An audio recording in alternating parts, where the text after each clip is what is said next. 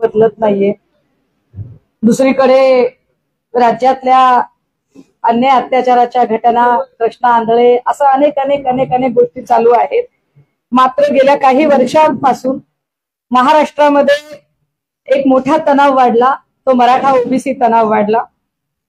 या तणावानंतर मराठा समूहाचा अभ्यास केला पाहिजे, याच्यासाठी म्हणून आयोगाची निर्मिती व्हावी असा एक प्रयत्न केला गेला। आणि ही आयोगाची निर्मिती करण्यासाठी खास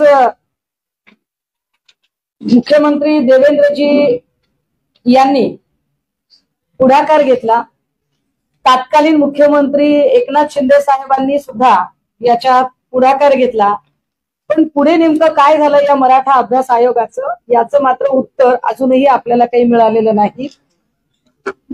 आपल्याला जर आठवत असेल तर या सगळ्या आयोगाच्या संदर्भाने म्हणजे मराठा समूहाची फसवणूक केली जाते का, मराठा समूहाच्या तोंडाला पानं पुसली जात आहेत का, मराठा समूहाच्या नावाने आरक्षणाचा अभ्यास आम्ही करतोय असं म्हणत फक्त खेळलं जातंय का। पण मग मराठा आरक्षणाचा आणि एकूण मराठा समाजाच्या मागासलेपणाचा अभ्यास करण्यासाठी ज्या कमिट्या नेमल्या गेल्या, त्या कमिट्यांनी काम तरी काय केलं, याच्या संबंधाने जेव्हा आम्ही काही माहिती घेण्याचा प्रयत्न केला तेव्हा प्रचंड धक्कादायक माहिती पुढे आली। आणि ही माहिती एकूण मराठा समाजाचा विश्वासघात करणारी वाटली, मराठा समाजाची फसवणूक करणारी ही माहिती आहे असं आम्हाला वाटलं। आणि ती माहिती आपल्या मार्फत आम्ही शेअर केली पाहिजे लोकांपर्यंत। आणि त्याच वेळेला जर आम्ही वारंवार विचारूनही यातल्या काही प्रश्नांची उत्तरं संबंधित आयोग देत नसेल तर माध्यमांनी त्यांना प्रश्न विचारावेत असं आम्हाला फार वाटतं। आपल्याला याची कल्पना असेल की साधारण मराठा आरक्षणाचा किंवा मराठा समाजाच्या मागासलेपणाचा अभ्यास करण्यासाठी आयोग नेमला गेला।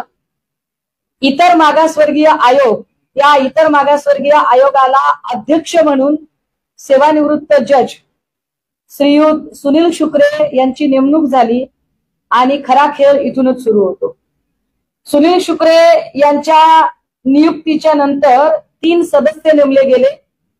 हे 3 सदस्य असतानाही डेप्युटेशनवर अजून एक नियुक्ती झाली। मला त्या नियुक्तीवर काही फारसं बोलायचं नाहीये, त्याची माहिती आपण घ्यावी संबंधित डिपार्टमेंट कडून, की ती नियुक्ती का केली गेली आणि का नाही ते।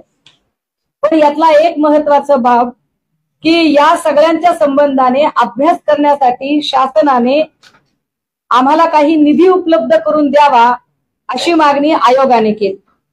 आणि हा किती निधी असावा, किती निधी द्यावा, तर त्यात असं सांगितलं गेलं की आम्हाला वेगवेगळ्या गोष्टींच्यासाठी निधी हवा आहे, आम्हाला खूप अभ्यास करायचा आहे, खूप अभ्यास करायचा आहे। किती अभ्यास करायचा आहे, तर म्हणाले की आम्हाला सगळ्या जिल्ह्यांमध्ये जायचंय, तालुक्यांमध्ये जायचंय, खरोखरच मागासलेपण आहे का नाही हे सुद्धा आम्हाला तपासून बघायचं आहे।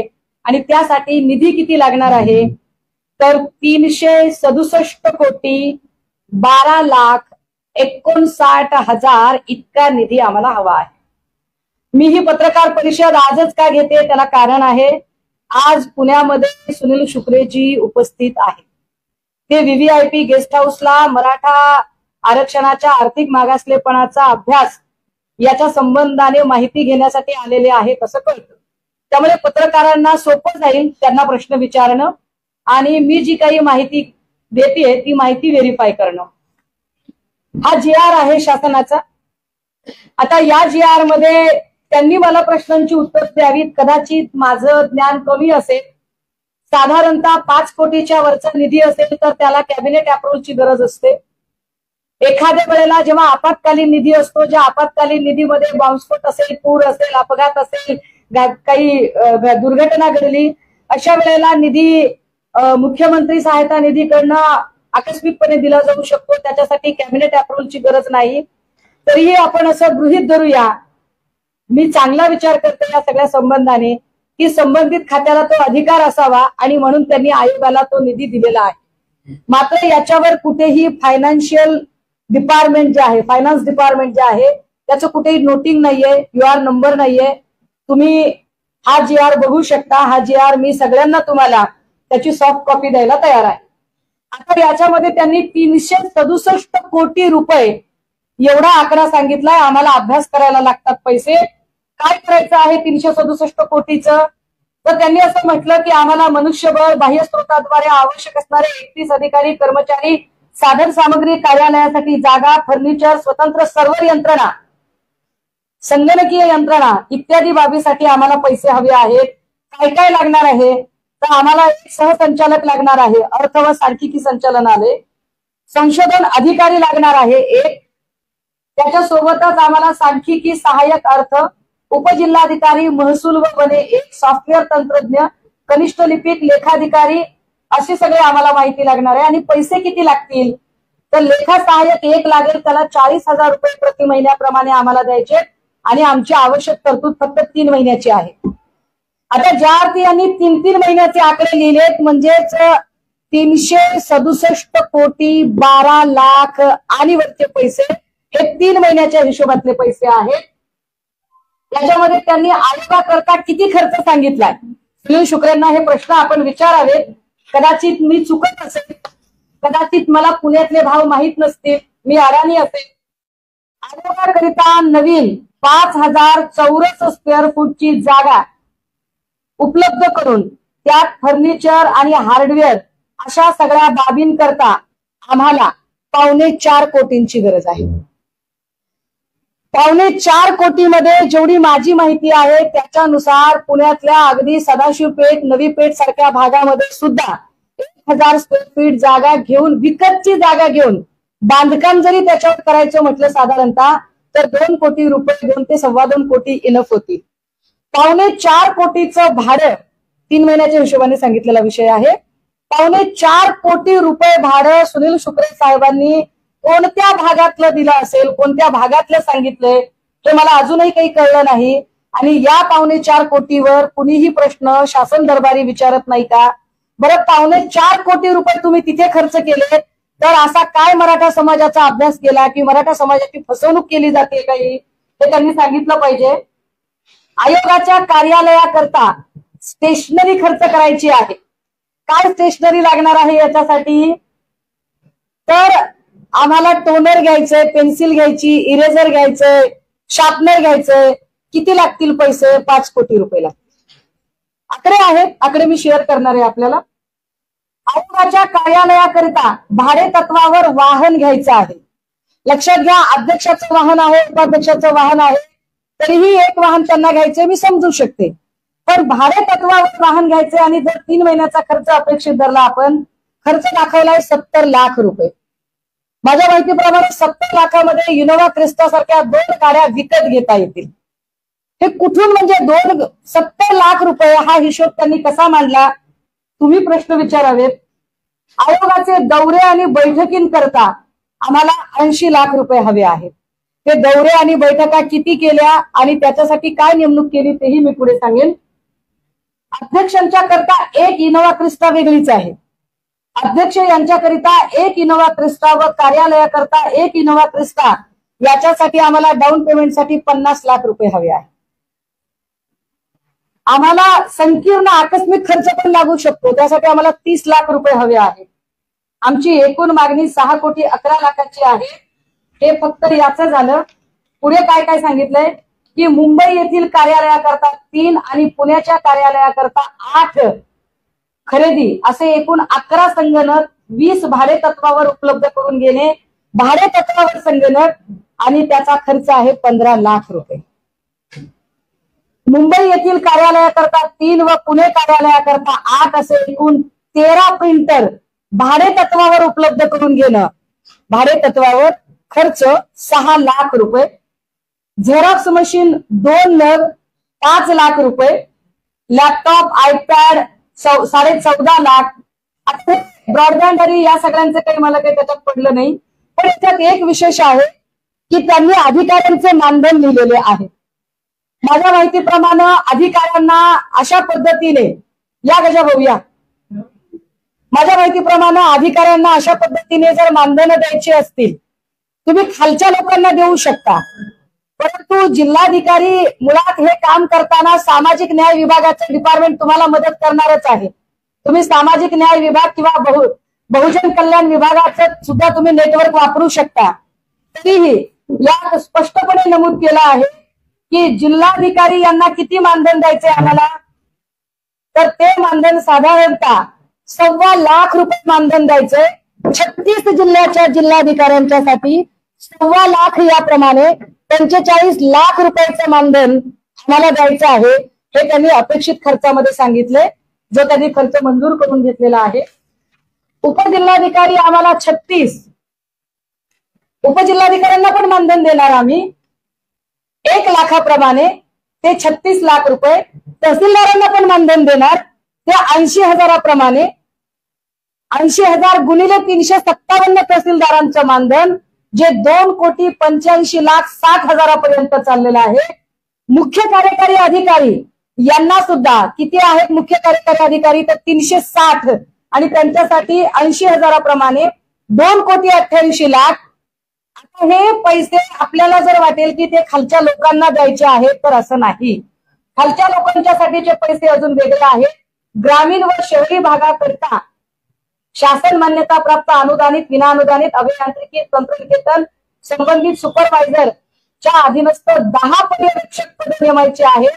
16,000 आणि 13,000 पेमेंट, 30,000 पेमेंट आणि 16,000 असे लोक नेमायचे आहेत. किती पैसे झाले म्हणजे 30,000 गुणिले 16,000 हे साधारणतः 48 कोटी रुपयापर्यंत जाते. हे 48 कोटी. त्याच्या पुढे ग्रामीण आणि शहरी भागामध्ये सहाय्यक शिक्षक, सहाय्यक जिल्हा परिषद, मनपा, नगर परिषद, अंगणवाडी सेविका, आशा वर्कर, कायम अनुदानित, या सगळ्यांना पण मानधन द्यायचं आहे, कारण काम करून घ्यायचंय त्यांच्याकडून.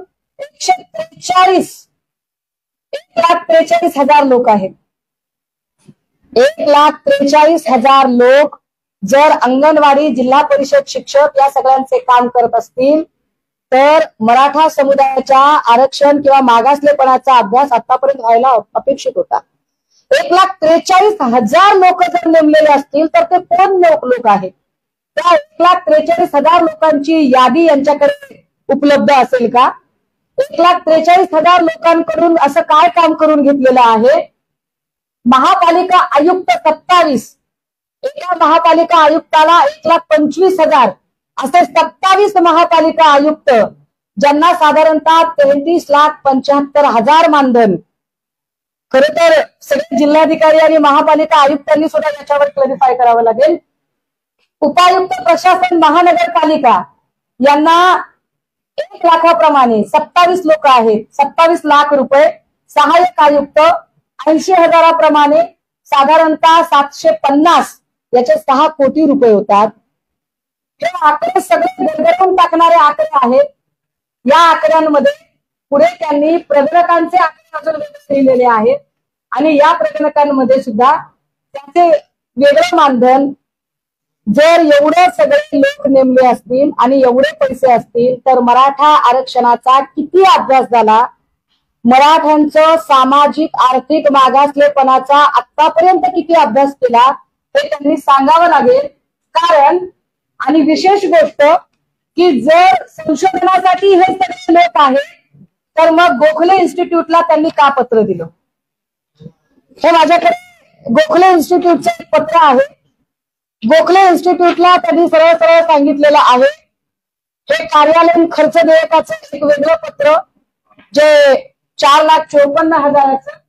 पण याच्या सोबतच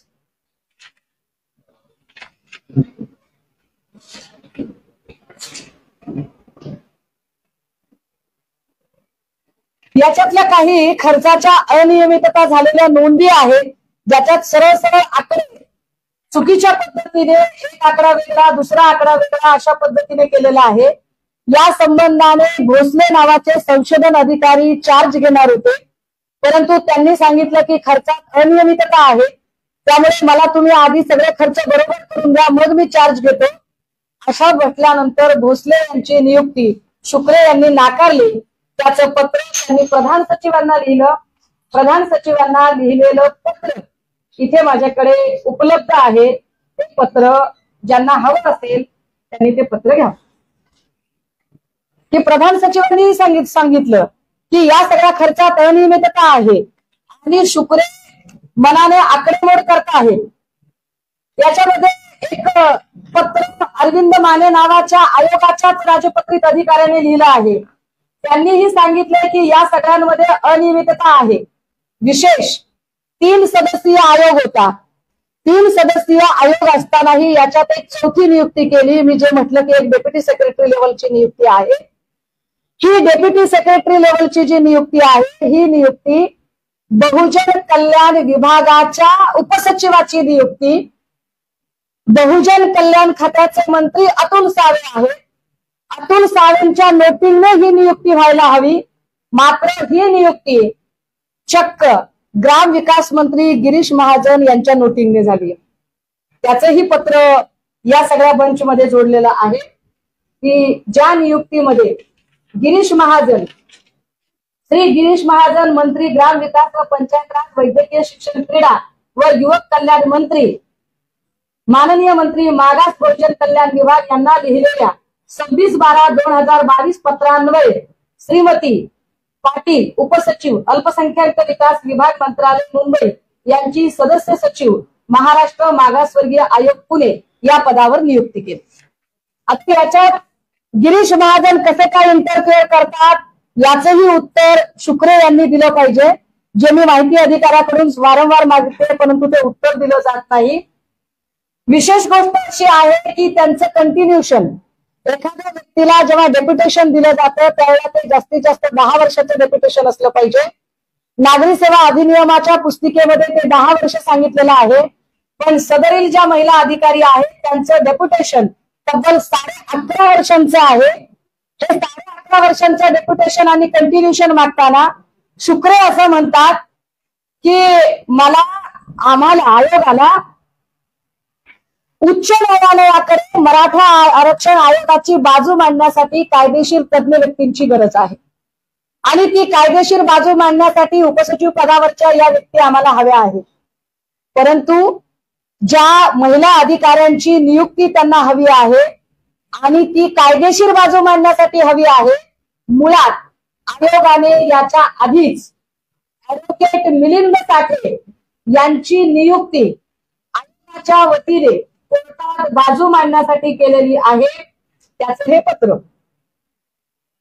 1.5 लाख रुपये मानधनाने या व्यक्तीची नियुक्ती झालेली आहे. याच्यात स्पष्ट महाराष्ट्र राज्य मागासवर्गीय आयोगाच्या सदस्य सचिव आशाराणी पाटील यांना मंत्रालयीन संवर्ग प्रतिनियुक्तीने कार्यरत त्यांच्या प्रतिनियुक्तीचा कालावधी 2 वर्ष संपुष्टात आलाय. आयोगाकडील कामकाज न्यायालयीन प्रकरणे याकरिता श्रीमती पाटील यांच्या सेवेची आवश्यकता आहे. म्हणून आता न्यायालयीन कामासाठी जर तुम्हाला आवश्यकता असेल आणि म्हणून त्या व्यक्तीची जर तुम्ही नियुक्ती केली असेल तर प्रश्न हा उरतो की मिलिंद साठेची नियुक्ती कशासाठी केली किंवा मिलिंद साठे असतील तर नवी नियुक्ती का केली गेली. हे मिलिंद साठे 11.5 वर्ष आतापर्यंत प्रतिनियुक्ती ज्यांची होते त्यांच्याबद्दलची माहिती नुसती प्रतिनियुक्ती चालू आहे. प्रतिनियुक्ती अत्यंत चांगल्या क्रीम पोस्टवरची प्रतिनियुक्ती आहे. पहिली प्रतिनियुक्ती 1 नोव्हेंबर 2011 ते 2015 महापालिकेमध्ये 3 वर्ष 11 महिने. दुसरी पिंपरी चिंचवड नवनगर विकास प्रतिष्ठान 5 वर्ष 10 महिन्याची. तिसरी प्रतिनियुक्ती तब्बल 2 वर्ष राज्य मागासवर्गीय आयोगाची आणि आता पुन्हा कंटिन्युएशन. आता हे कसं काय त्यांनी केले आणि हे कुठल्या नियमात बसतंय याची उत्तरं त्यांनी दिली पाहिजे. मिलिंद साठेच्या संबंधाने मी म्हटलं की ऍडव्होकेट मिलिंद साठे यांची जबाबदारी मग काय होती आणि मिलिंद साठेंना याच्यामध्ये काय म्हणून तुम्ही नेमणूक दिलेली होती. ह्या सगळ्या गोष्टी आणि या सगळ्या अनियमितता जर बघितल्या तर मराठा समाजाची फसवणूक शासन करत आहे. मराठा समाजाच्या आर्थिक मागासलेपणाचा अभ्यास करण्याच्या नावाखाली तब्बल 367 कोटी रुपयाचा निधी ज्या आयोगाला दिला त्या आयोगाने खरोखरच मराठा समूहाचा अभ्यास केला का हा संशोधनाचा प्रश्न आहे. विषय आहेत. या सगळ्यांमध्ये त्यांनी एकीकडे म्हणतायत की आम्ही संशोधनासाठी एवढा सगळा खर्च येतोय, परंतु गोखले इन्स्टिट्यूट, या गोखले इन्स्टिट्यूटला तब्बल 19 कोटीचं काम संशोधनाचं दिलं होतं. आता जर गोखले इन्स्टिट्यूटला 19 कोटींचं काम दिलेलं आहे, तर मग वेगळं तुम्ही अजून काय संशोधन करणार आहात, किंवा तुम्ही संशोधनावर एवढा खर्च केलाय तर गोखले इन्स्टिट्यूट अजून वेगळं काय काम करणार आहे, त्यांच्याकडचं कामाचं स्वरूप नेमकं काय आहे याची स्पष्टता अजूनही आम्ही वारंवार माहिती अधिकार आयोगाकडे मागितली तरी ती मिळत नाही. याच्यात अजून धक्कादायक बाब अशी की ज्या उपसचिव पदावरच्या बाईंची नेमणूक केलेली आहे, या बाई त्यांच्या खाली असणारी 2 पदं खाली जो कॅशियर आपण ज्याला साध्या भाषेत म्हणू शकू, की जो आहरण अधिकारी आहे ज्याच्या नावाने देयक निघतात, ती पोस्टच भरली नाही आणि त्या पोस्टवरून सह्या करून उपसचिव पदावरच्या महिलेने स्वतःच बिले काढली. ती बिले काढण्याचा आणि त्यांच्या सहीचे कागद इथे उपलब्ध आहेत. या सगळ्यावर मला वारंवार अपेक्षित आहे की त्यांनी याची माहिती दिली पाहिजे आणि त्यांनी यावरती बोललं पाहिजे, परंतु ते काही माहिती द्यायला तयार होत नाहीत. आम्हाला ही गोष्ट का महत्वाची वाटते, ज्या मराठा आरक्षणासाठी मनोज जरांगेंनी अवघा देहपणाला लावला, अनेक मराठा बांधवांचे जीव गेले आणि ज्या मराठा आरक्षणाच्या निमित्ताने एक महाराष्ट्रातलं राजकारण तापवलं गेलं, त्या मराठा आरक्षणाचा मुळात अभ्यास झाला की नाही, शुक्रे तो अभ्यास करताहेत की नाही, शुक्रेंना हा प्रतिनियुक्तीचा JR ज्यांना पाहिजे असेल 10 वर्षाच्या नंतरचा, ज्या महिन्याचे आम्ही उल्लेख केला त्याच्या संदर्भात, शासनाचं जे धोरण आहे त्या धोरणामधले त्यांचे जे आकडे आहेत ते आकडे जर बघितले दिलेले तर या आकड्यांमध्ये सुद्धा प्रचंड बदल दिसतो. प्रत्यक्ष त्यांच्याकडच्या रजिस्टरवरच्या नोंदी आणि त्यांनी शासनाकडे दिलेल्या नोंदी याच्यामध्ये प्रचंड फरक आहे.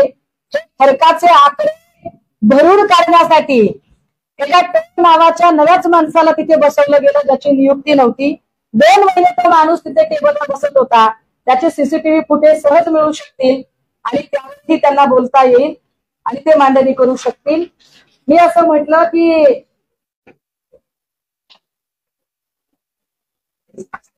आणि या पत्रामध्ये फायनान्शियल डिपार्टमेंटचं नोटिंग का नाही, फायनान्शियल डिपार्टमेंटला ते विचारता येणं शक्य नाही का, या सगळ्या संबंधाने माहिती मागण्यासाठी शासनाकडून पहिल्यांदा श्री राजीव भोसले संशोधन अधिकारी तथा आहरण व संवितरण अधिकारी यांचे आदेश झाले होते, पण त्यांनी कॅशबुक मध्ये अनियमितता असल्याचे निदर्शनास आणून दिले आणि या व्यक्तीची नियुक्ती झाली नव्हती.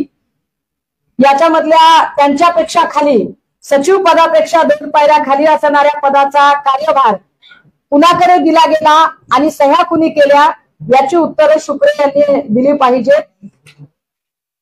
या कार्यालयात कर्मचाऱ्यांची मागणी नसताना व गरज नसतानाही संगणक व स्टेशनरीसाठी मोठ्या प्रमाणातला खर्च यांनी का केलेला आहे. कार्यालयास प्राप्त झालेल्या अनेक मूळ देयकांच्या इनव्हॉइसवर संबंधित कर्ज पुरवठादाराचा register number, GST number, PAN number इत्यादी उल्लेख असल्याचे दिसून येत नाही, तरीही देयक पारित केलेली आहेत. डेडस्टॉक रजिस्टर व कार्यालयात आवश्यक असणारे अनेक रजिस्टर ज्याची आपण वारंवार मागणी करतो ती मिळालेली नाही. आमचं स्पष्ट म्हणणं आहे की शासनाची ही फसवणूक आहे आणि जर शासनाला माहिती असेल तर शासनाने अजून याच्यावर जाब का विचारला नाही. कारण मी याच्या संबंधाने अनेक मान्यवर अधिकारी, कर्मचारी आणि सचिव यांच्याशी बोलायचा प्रयत्न केला. 4.25 कोटी भाडं 3 महिन्याचं पुण्यात कोणत्या जागेचं असू शकतं याचं उत्तर आम्हाला सुनील शुक्रेंनी दिलं पाहिजे. आणि ज्या पद्धतीने अरबी समुद्रात छत्रपती शिवाजी महाराजांचा पुतळा उभा करण्याच्या नावाखाली पुतळा उभा झालाच नाही, पण शेकडो करोड रुपये खर्च केले गेले, ते नेमके कुठे गेले त्याचा प्रश्नाचं उत्तर अजूनही अनुत्तरित आहे. तोपर्यंतच मराठा अभ्यास आयोगाच्या मध्ये इतका घोळ येतोय. मला शंका आहे, ही पत्रकार परिषद घेण्याचे अजून एक कारण आहे.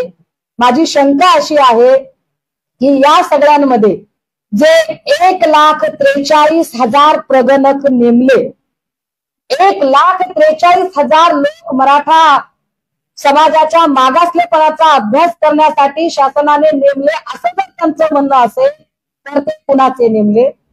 काय एखाद्या मंत्री, आमदार, खासदारांचीच एखादी ह्युमन रिसोर्स कंपनी याच्यासाठी हायर केली गेली का? ती ह्युमन रिसोर्स कंपनी कुणाची आहे त्याच्यावरची ही माहिती सुनील शुक्रे यांनी दिली पाहिजे. आणि शुक्रे यांनी याच्या पुढे तरी मराठा समाजाची फसवणूक करणं थांबवावं.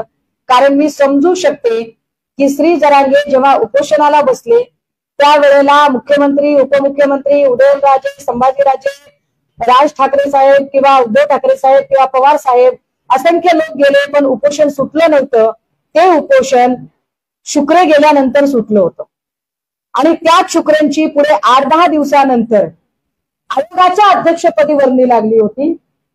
त्यामुळे आयोगाच्या अध्यक्षपदी बसणाऱ्या शुक्रेंनी खरंच मराठा समाजाला उपोषण स्थळी दिलेला शब्द पूर्ण केला आहे का, की मराठा समाजाची ते फसवणूक करत आहेत, याची उत्तरं त्यांनी द्यावी.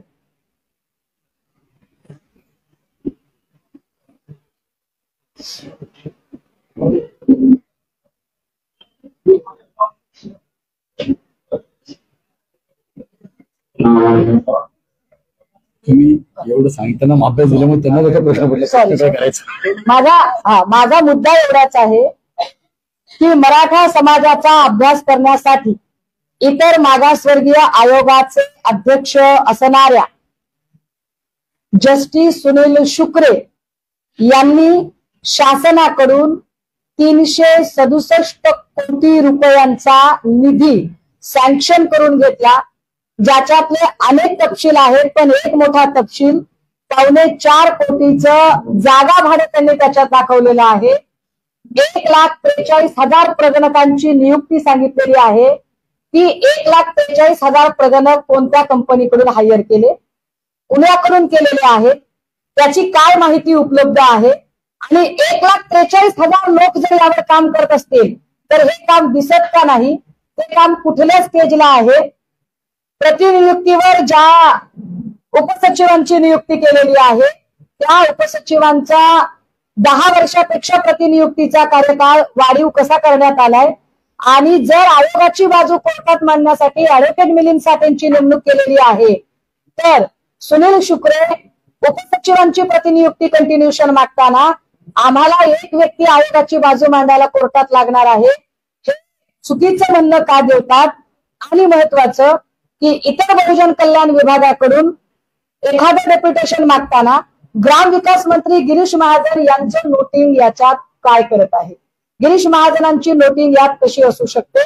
याचंही उत्तर सुनील शुक्रे आणि यांनी दिलं पाहिजे. GR वर अजूनही फायनान्स डिपार्टमेंटचा जो UR नंबर असतो तो UR नंबर उपलब्ध नाही. एवढी मोठी रक्कम जर डिस्पॅच होत असेल तर त्याच्यात फायनान्स डिपार्टमेंटचा UR नंबर आला पाहिजे, जो आलेला नाही. सरळ सरळ आर्थिक अनियमिततेचा आरोप या सगळ्यातनं होतोय आणि आम्ही त्याच्यावर वारंवार माहिती अधिकाराखाली माहिती मागवतोय. मात्र रकमा कशा खर्च झाल्या त्याची माहिती अजूनही मिळत नाही. सबब मराठा समाजाची फसवणूक होऊ नये, मराठा समाजाच्या संबंधी अभ्यास करत आहोत असं जे एकूण चित्र तयार केलं जातंय ते किती तथ्यांश आहे याची उत्तरं शुक्रे यांनी दिली पाहिजे. आधी याच्यावर बोला की दादा, विषय डायव्हर्ट होते, याच्यावर बोला की आधी. मराठा समाजाची फसवणूक होते एवढी, त्याच्यावर बोला की.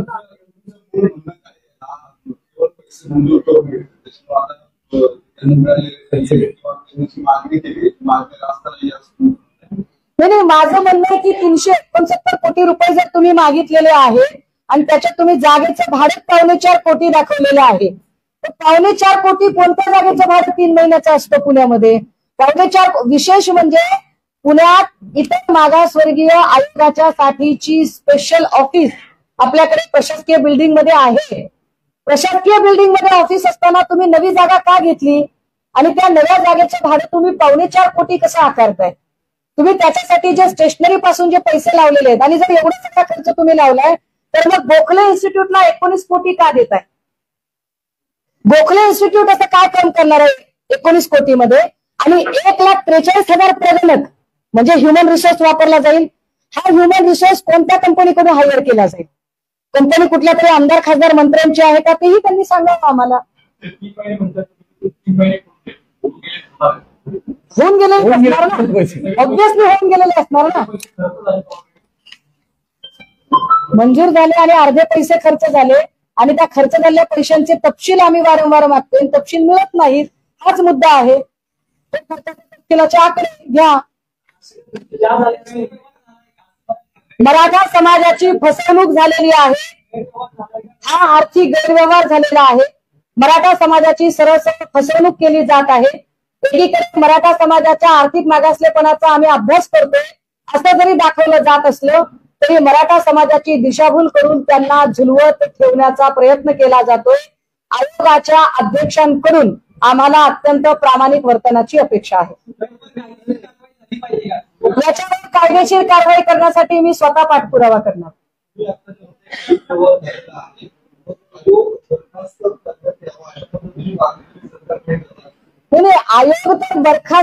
आयोग बरखास्त व्हावा असं मी अजिबात म्हणणार नाही. आयोगावरची व्यक्ती बदलली जावी असं मी नक्की म्हणेल.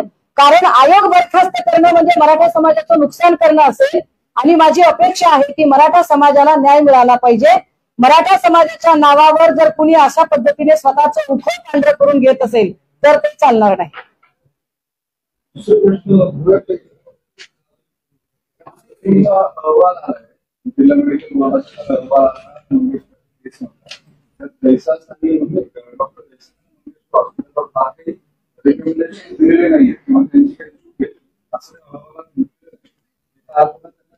ससूनने दिलेली क्लीन चिट म्हणजे उंदराने मांजराची साक्ष काढणं आहे. ज्या ससून मध्येच अनेक गैरव्यवहार आहेत आणि गैरव्यवहाराचे आरोप आहे आणि ससून मधल्या गैरव्यवहाराच्या आरोपांची चौकशी करण्यासाठी जी समिती नेमली त्या समितीमध्ये ज्या महिला डॉक्टर आल्या त्या महिला डॉक्टरांवरही अनेक आरोप आहेत हे आपण याच्या आधी बघितलेलं आहे. अशा ससूनने सुश्रुत घैसास यांना क्लीन चिट देणं याच्यात नवलते काय? हे शासन कशा पद्धतीने आरोपींना संरक्षण देतं हे आपण कोरटकर केसमध्येही बघितलं की कोरटकरची अटक करण्यासाठी त्याला संरक्षण दिलं आणि आताही सुश्रुत घैसासला ज्या पद्धतीने संरक्षण दिलं जाते याचा स्पष्ट अर्थ आहे की या राज्यामध्ये गोरगरिबांच्या जगण्याची काहीच किंमत नाही. सीएम म्हणजे कॉमन मॅन, डीसीएम म्हणजे डेडिकेटेड कॉमन मॅन हे फक्त जाहिरातीसाठी वापरले जाणारे ग्लॅमरस आणि ग्लोरियस शब्द आहेत. वस्तुतः इथे कॉमन मॅनच्या आयुष्याची काहीच किंमत नाही. कारण पहिल्या दिवशी अमित गोरखेंनी केलेलं जे स्टेटमेंट होतं तावातावात त्या स्टेटमेंट वरून आता ते स्वतःच 360 डिग्री मध्ये फिरताना दिसत आहेत. आता ते त्यावर काहीही बोलत नाहीयेत. शासन प्रशासनाचा तेवढा दबाव असेल त्यांच्यावर.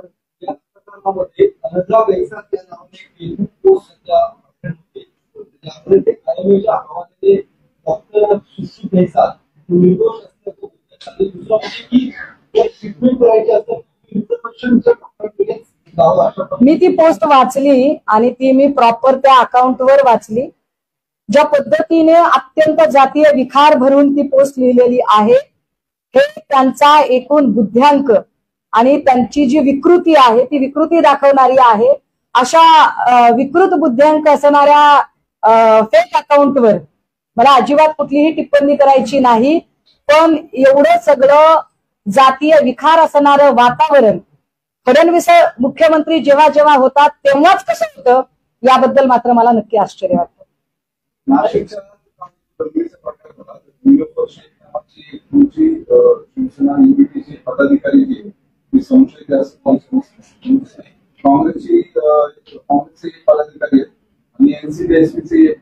मला काय म्हणायचंय, कुणीही असो गुन्हेगार असतो, तुम्ही करा ना कारवाई. तुमचे हात कुणी धरलेत?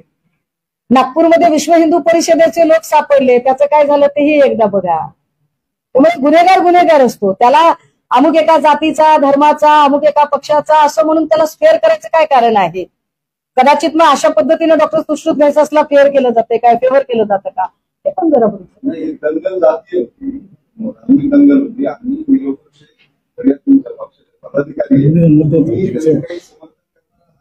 नाही मला का समर्थन करेल मी? कुणीही असो, चूक आहे तो चूक आहे. तुम्ही तपास करा. तुमचे हात कुणी धरलेत? तपास यंत्रणा तुमच्या हातात आहे, तुम्ही चेक करा काय ते. पदाधिकारी त्यामध्ये इलेक्शन असते का? अरे कुणी असलं तर तुम्ही चौकशी करा ना. चौकशीला हात कुणी धरलेले आहेत. पण ज्या महत्वाच्या गोष्टी आहेत त्याचा आधी काय झालं ते पण सांगा आम्हाला. म्हणजे प्रशांत कोरटकरला लपवून ठेवणारा कोण माणूस होता, कुणाच्या पाठिंब्यानं तो तिथे राहत होता, हे पण जरा समजून घ्या. कुठल्या अधिकाऱ्याने त्याला पाठिंबा दिला होता, त्या अधिकाऱ्याच्या पुढे काय प्रमोशन झालं, कसं झालं तेही बघा. पुणेच्या आणि कराडची जी संयुक्त कंपनी आहे त्या कंपनीतून इलेक्शनच्या दिवशी आले 7.5 लाख रुपये मिळत केले, पुरावे दाखवायचे बीड पोलिसांनी ताब्यात घेतले. या बूथ कॅप्चरिंगचा विषय त्यात त्यांनी म्हटलाय परळीमध्ये बूथ कॅप्चरिंग पण या सांगितलं होतं की परळीत बूथ कॅप्चरिंग होतं.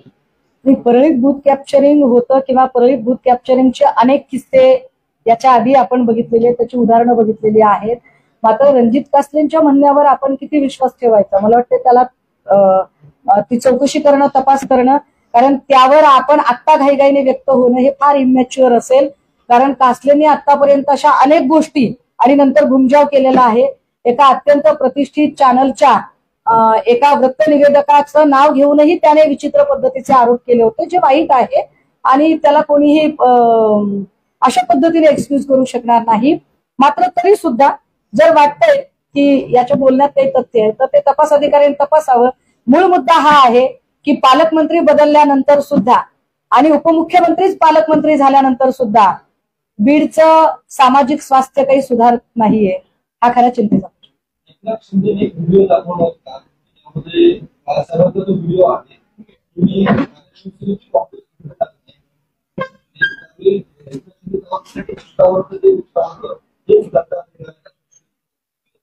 आता शिवसेनेची काँग्रेस होऊ द्यायची नाही, मग काँग्रेसचे रवींद्र धंगेकर कसं काय चालतात शिवसेनेला?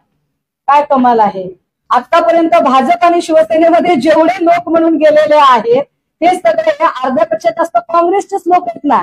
तुम्ही असं काय केलं? तुम्ही काँग्रेस मुक्त भारत करायला निघालात, महाराष्ट्र करायला निघालात, पण काँग्रेस युक्त शिवसेना आणि काँग्रेस युक्त भाजपा तयार झाली ना. त्याचं काय करायचं?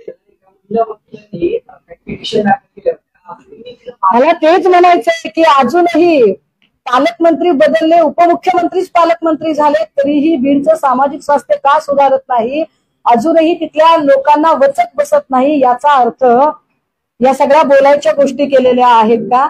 अजूनही बीड मधल्या पोलिसांना त्याचं गांभीर्य येत नाहीये का? बीड मध्ये म्हणजे माझ्यासारखा माणूस तर वैतागून आता बीडला जाणच नको इतक्यापर्यंत स्थिती निर्माण करून ठेवली. ही कुणी स्थिती केली आहे? राज्यकर्त्यांनी त्याची उत्तर दिली पाहिजे. पालकमंत्र्यांकडून अपेक्षा आहेत आणि पालकमंत्री अत्यंत जाणकार असे उपमुख्यमंत्री आहेत. काल रामदास शास्त्री म्हणाले धनंजय मुंडेंच्या कानामधून वारे गेले, त्यांची वाणी बंद पडली आहे, त्यासाठी आपण प्रार्थना करायला पाहिजे किंवा त्याच पदावरती बसायला. मी काय सांगू शकते दुसऱ्याच? एखादी व्यक्ती आपल्या परीनं काही म्हणणं मांडत असेल तर मी त्याच्यावर कसं काय बोलू शकते? त्या व्यक्तीने पुन्हा त्याच पदावर आले तर पुन्हा गुंजागिरी कोळी युद्ध वाढेल. हे बघा, जे काही हे असं म्हणाले ते तसं म्हणाले याच्यावर मी व्यक्त होणं हे फार चुकीचं असेल. मी काही कुणी असा रील स्टार वगैरे नाही की अमुक एक बोलला की लगेच आपण व्यक्त व्हावं. माझी स्वतःची काही मतं आहेत, भूमिका आहे आणि ती भूमिका घेऊन मी मांडते. एखाद्या व्यक्तीबद्दल कुणी अनुकंपा व्यक्त करत असेल तर तो त्याचा व्यक्तिगत प्रश्न आहे. झाला प्रश्न दादा, झाला. बहुतेक तुम्ही मोबाईल मध्ये बघत होते. अरे झाला. हा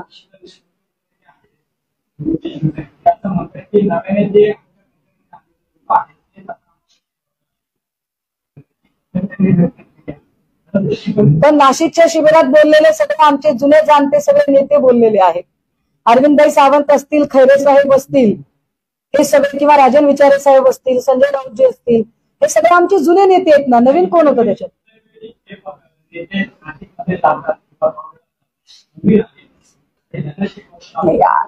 काय माहितीये का, उगाच काहीतरी माझ्याकडून वधवून घेण्याचा प्रयत्न करू नका. असं काही घडलेलं नाहीये. त्यामुळे उगाच काहीतरी असं काय ना कंडी पिकवणे हा काही प्रकार बरोबर नाही.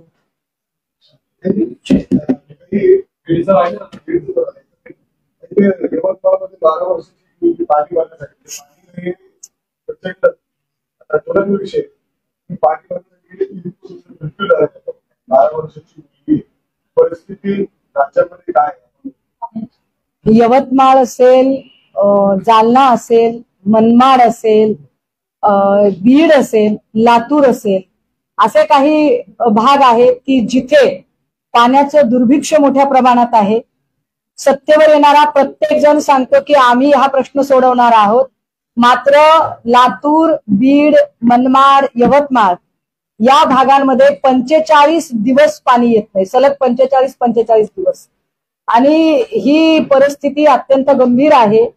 मला वाटतं की या राज्यातल्या लोकांना नोकरीसाठी वणवण फिरावं लागतं हे ठीक आहे, पण साधं घोटभर पाण्यासाठी सुद्धा इतकी वणवण करावी लागते हे इथल्या राज्य सरकारचं आणि स्वतःला आता महाराष्ट्र थांबणार नाही असं दूरदृष्टीचा मृगजळ दाखवणाऱ्या लोकांचं मोठं अपयश आहे.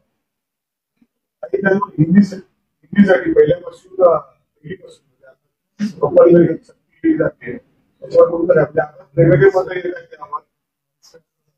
आपल्या एक लक्षात घ्या, 1953ला आंध्र प्रदेशची निर्मिती झाल्यानंतर 1953ला फाजल अली यांच्या अध्यक्षतेखाली भाषिक आयोग नेमला होता, ज्याचा 55ला रिपोर्ट आला आणि त्यांनी त्रिभाषा सूत्र सांगितलेलं होतं. मराठी, हिंदी, इंग्रजी, म्हणजे त्या राज्याची मदर टंग मातृभाषा पहिली असेल, दुसरी हिंदी असेल आणि जगाच्या कडे उघडणारी खिडकी म्हणून इंग्रजी असेल, असं त्रिभाषा सूत्र. मात्र त्यातही पुढे शैक्षणिक आयोगांनी असं सांगितलं होतं की फर्स्ट लँग्वेज, सेकंड लँग्वेज आणि ऑप्शनल, पहिली भाषा, द्वितीय भाषा आणि ऐच्छिक भाषा. आणि आपल्याकडे पहिली भाषा ही कायम मराठी सांगितलेली आहे. द्वितीय भाषा घेताना ती पाली, संस्कृत किंवा हिंदी घ्यावी आणि मग ऐच्छिक भाषा इंग्रजी घ्यायची की नाही तो तुमचा प्रश्न आहे असं सांगितलं. आता याच्यामध्ये जेव्हा हिंदीची सक्ती केली जाते, मला वाटतं की मी रात्रीही कुठल्या तरी चॅनलवर बोलले की कॉप्या करून पास झाल्यासारखे जर शिंदेचे मंत्री बोलणार असतील आणि निव्वळ गुजरात्यांचे पाय धुवत जर त्यांना शरणागती आणि लोटांगण घालत असतील आणि त्यांना राष्ट्रभाषा आणि राजभाषा फरक कळत नसेल आणि ते स्पष्ट असं सांगतात की नाही हिंदी ही राष्ट्रभाषा आहे, ती कुठेही लिहिलेली नाही.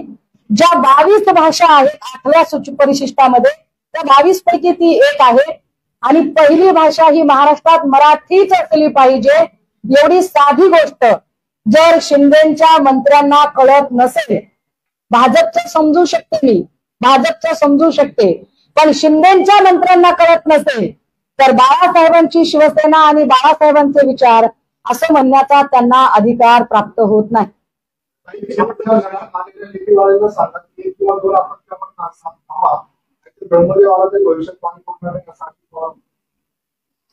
नाही, लेकी बाळींना तुम्ही प्रेमाने सांगताय, आमचे प्रमुख म्हणून सांगताय, चालक पालक मालक म्हणून सांगताय, इथपर्यंत ठीक आहे. पण जसं लेकी बाळींना वर्षानुवर्ष सांगताय तसं वर्षानुवर्ष निवडणुकीच्या काळातली भाषा ही जरा त्यांनी आठवावी की निवडणुकीच्या काळात पाणी कुणालाही पाण्याची अजिबात किल्लत भासणार नाही, पाणी टंचाई असणार नाही, अमक्या धरणाचं पाणी वळवू, तमक्या धरणाचं पाणी वळवू, उजनीचं पाणी तुम्हाला मिळेल, कोयनेचं पाणी आम्ही तुम्हाला सांगलीहून पाणी ट्रेनने लातूरला दिलं, इथून पुढे तशी वेळ येणार नाही. ही जी निवडणुकीतली भाषा होती त्याचं नेमकं काय झालं हाही मग प्रश्न उरतोच. बाळासाहेबांच्या आव्हानाची नंतर म्हणजे पोरकटपणा, शिंदे अशी टीका उद्धव ठाकरेंवर केली स्वतःची सगळी बाब दाखवण्यासाठी आणि लोकांची दिशाभूल करण्यासाठी असे प्रयत्न त्यांच्याकडे होत आहेत. पोरकटपणावर न बोललेलं बरं. पोरकटपणाच्या संबंधाने काही बोलायचं असेल शिंदे साहेबांना तर शिंदे साहेबांनी आपल्या पक्षातले शिरसाट आणि असे जे काही वाचाळ लोक आहेत मस्के बिस्ते सारखे, या लोकांना पोरकटपणा म्हणजे काय असतो आणि मॅच्युअर प्रगल्भता काय असते यातला फरक एकदा समजावून सांगा.